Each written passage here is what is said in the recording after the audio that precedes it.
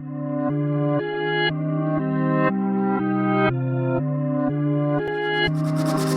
beats. Welcome to Lost Culture, your one-stop destination for everything pop culture. My name is Aston. On today's episode of Lost Movie News, our first story is Warcraft 2. Is it still happening? Maybe. I don't know. So, basically, there's no release date for it. We had Duncan Jones on the internet, basically social media, how it always happened nowadays. He just responded it to fans and everything. I'm sorry about that. Letting the fans know like where he think the movie went wrong. Basically, he said they focused on too many different storylines. They should just focused on like a couple storylines, dumbed it down a little bit, and that would have helped the movie out like outrageously. And he's just saying what they could focus on for the next film about how the orcs getting used to their new worlds, how getting used to slavery and everything, and it's very understandable. Like he still wants to make this film because the film, even though it wasn't that, it definitely was a flop. It only made $433 million. Like I'm saying, only like that's a small amount, but due to the budget it had of $160 million, and it only made $42 million in the U.S. So yes, it probably did make his budget back, just about his budget. So I think. I'm not really excited to see like a Warcraft 2. Everybody was excited for 2016. 2016 is supposed to be the year of the comic book movie, but as we see, that's not how it turned out. We see Assassin's Creed did critically it was bombed. It was okay. I don't think it did good in the box office. I can't remember. I don't think it did good at all. We had Ratchet and Clank comic, the animated film come out. We got Warcraft came out, flop. This just was not a good year for that comic book movie. I mean, for video game movies, it just was not a good year. And I don't know. Oh yeah, and we had Agent 47 come out, basically another Hitman. That movie flopped. It just was not a good year for these films. I forgot all about Agent 47. I'm just thinking about it right now. Oh yeah, it was a bad year for these films. Now, going on from there, our next story of the day is Power Rangers. We got our first look at Zordon at this. This is like the first time we get to see Bryan Cranston, and actually, it's not even from like any market. It is from a marketing ploy, but it's not from any like behind the scenes or any marketing pictures or anything. It was off a kind of like a screenshot of the Power Rangers VR experience that's going to be coming out before the film, so they can market everything. And no, it's not a good glimpse, but we can obviously tell it's Bryan Cranston. We can obviously tell it's Zordon because he's going through the classic Zordon look, just a floating head in the sky. And like I said, I'm not excited to see this film, but I'm glad to see Bryan Cranston is actually going back to the Power Rangers film. For a lot of you who don't know, Bryan Cranston did a lot of the voices for the English dub of Power Rangers. When it came to like the bad guys and everything, he played like several characters, and it's cool to see that. Like it's cool to see like someone who got his start using basically this series is now coming back to help usher it into a new. Like a new space, and like I'm glad to see loyalty like that. I think it's really cool that he's doing this. I don't really expect too much from this film. Like I said, I'll probably go check it out just off nostalgia reasons. And the film is due March 24th, 2017. And like I said, the director is going to be Dean Israelite. And I'm sorry about that. But besides like Bryan Cranston, I'm not really too like excited about this film. We see the suits are kind of like an Iron Man, like knockoff type form to their bodies and everything. We see their powers are going to go outside of the suits and everything. But it's going to be cool to see how this VR actually works. It's probably the first time we actually get to see the Zords before the film actually come out. There's something about you actually get to go into a Zord, get to talk to Zordon for a while, and that right there kind of gets me intrigued about how that's going to be. The VR is going to start off in Vegas. It's going to branch out from there, and I'm actually kind of like interested to see how this VR experience, bro, how to see how the Zord works and everything, how it interacts with you. And I think that'd be a very cool thing to check out, to see how it actually is. Now, I'm not really into the trend of every movie having these VR experiences before we come out. We see Rogue One, we've seen Episode 8, we've seen what else? There's a couple movies that had it. Like, I think Insidious had it. It's a bunch of it's not really that big of a deal to me. I don't know why there's such a big hype around these VR experiences. And I know a lot of people are hoping that movies go into this VR type realm. I don't know how well that's going to play off in the future, but the evolution of film, I'm always there to see what's the next frontier for film. I enjoy it. I'm not really a big 3D fan, but I love IMAX. So sometimes, especially for the bigger films, I definitely go and check out IMAX and the 3D and everything, just because the IMAX comes with 3D. I really don't really go for the 3D, but it's cool to see stuff like this, like see how far films is advancing. I hope that this Power Ranger VR experience though adds to the film, because we know like Rogue One, you really don't get too much from it. You just got a Death Star, and you're just doing a 360 view of it. Now I'm hoping with the Power Rangers, they actually find a way to get some of the story out and explain what's going on. Now, for our next topic of the day, we got Blackwater.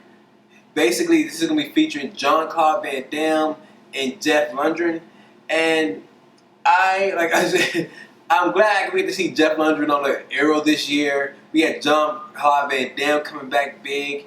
We see he had his Jean-Claude Van Johnson. It's his TV show on Amazon. This isn't the first film they did together. We got Universal Soldiers they did together. I believe it was 1 and 2. We got in Expendables they played off of each other. So this isn't their first time working together, but this is the first time they're going to be on the same team when this comes out. So basically, like, it's going to be directed by Chad Law. We haven't heard anything else about a release date or anything. We got kind of a synopsis where Jean-Claude Van Damme is going to be like an undercover agent. A deep agent. He gets knocked out, or somehow he wakes up. He's arrested. He's in a CIA prison like / submarine thing, and that's where the story takes off. That's all we know about this film. I'm a big Jean-Claude Van Damme. I love blood sport. It's just I've been a big Jean-Claude Van Damme like kickboxer. Ever since I was a little kid, I enjoyed Jean-Claude Van Damme. I love, like, it's gonna sound weird, like, I always wanted to do like that little, he does that little split he does, like when he's like, you see him meditating, like it's always like shot in all of his films where it's like he's doing like a flat split, he's standing between like 2 walls or something. Like ever since like I seen him do that, like, oh yeah, like I gotta learn how to do that. Never did, probably never will, but it's cool to see him do it. Now, obviously these two aren't the best actors out there, but these two are amazing when it comes to action. And I just want to see. Oh, I'm wrong. Jeff Lundgren was not an Arrow this year. I'm completely wrong. It's a different Russian I'm thinking of. I'm sorry about that. It just popped in my head. It definitely wasn't him. But it's cool to see these two working together on the same. Like, I enjoy Van Damme regardless of whatever he do. Time Cop, whatever. I'm here for Van Damme. Now, going into Jeff Lundgren, like, I enjoy him in expendable films. I really do like him. I don't know what I'm thinking. I feel like he is an Arrow. I feel like he's an Arrow. I have to go back and check out Arrow. Like, now I'm thinking about it, I feel like he is the Russian in Rocky. So I might be tripping right now, but I'm pretty sure he's in Arrow. And it's cool. Like, it's cool to see this. And I'm definitely going to go check this out. Like I said, I'm a big Van Damme fan. I'm going to be there day one when this film comes out. I'm definitely going to be following this film. I'll definitely keep you guys updated for Jean-Claude Van Damme. You can't go wrong when it comes to Van Damme and action film. Like, there's no way to go wrong. So I'm definitely going to be there. Our next story is kind of like a bittersweet thing. We got Bright Lights. So you don't know what Bright Lights is. This is Carrie Fisher and Debbie Reynolds' documentary they were coming out with. We got our first official trailer for the film. it's sad that like what happened with this family. Um, it's really sad this thing what happened, and with everything that's going on, I'm still excited to see her performance in Episode 8, and see how they're going to work around her absence for Episode 9. Are we going to CGI her, or are we just going to leave her out and explain that she went somewhere else? Um, yeah, it's sad to talk about the film, but I'm glad this film is still it's still going to release, and we can still check it out. Their last art before they, they left left this earth instantly. Now, going on to our next story of the day, we got The Shape of Water. So The Shape of Water is going to be Del Toro's new film. He's teaming up with Doug Jones once again. If you don't know, he's teamed up with Doug Jones a couple times. We got him in Pan's Labyrinth. We got him in Hellboy 1 and 2. And so it only makes sense that he's going to link up with him again, especially for a film like this, where Doug Jones is going to be playing like a fish man type of thing. He's pretty similar to the character he actually played in Hellboy. You remember he played like the little squid thing in Hellboy. I'm assuming it's going to be very close to that type of character. And basically, this movie is going to take place in 1963. Fishman gets, I'm just going to call him Fishman, gets captured. He's basically the last of his kind. We do not know where he came from. He's being experimented on by U.S. Army soldiers. Like I said, he's a complete mystery. The Cold War with Russia is going on. We got the space, the rush to space is going on.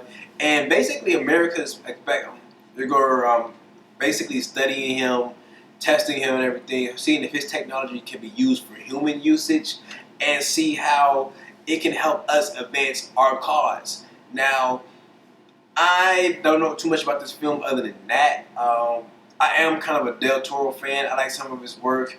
I definitely probably check this out.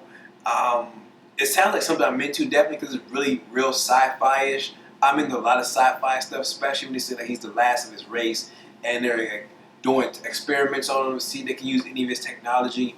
I'm really intrigued by this film. I'm definitely going to keep a close eye on this one, wait for it to come out. We still don't have any release date or anything for it. I don't even know if they started filming yet. So I definitely go check that out. Update you guys on that.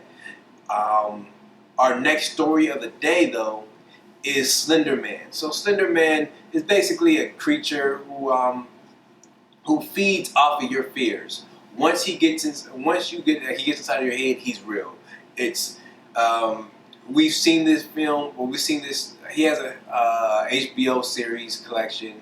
He has video games. Now he's making his way into the big screen. I'm glad to see that we're switching it up for our horror movies. We're not staying to the old things that we're used to, like Jason, Freddy Krueger, Chucky. We're starting to mix it up, bring in some new blood. We see how Jeremy Wan is not Jeremy Wan. We see how Insidious and everything's turned out this new wave. Then we got Blumhouse taking over, and I'm glad to see we're getting some new things out there. Even though the story of Slender Man is not a new tale at all, but it's kind of the first time we actually get to see him on big screen, and I enjoy new things. I enjoy new creativity. I enjoy mixing it up, and it's cool to see that. Yes, I love dipping back into House of a Thousand Corpses and everything.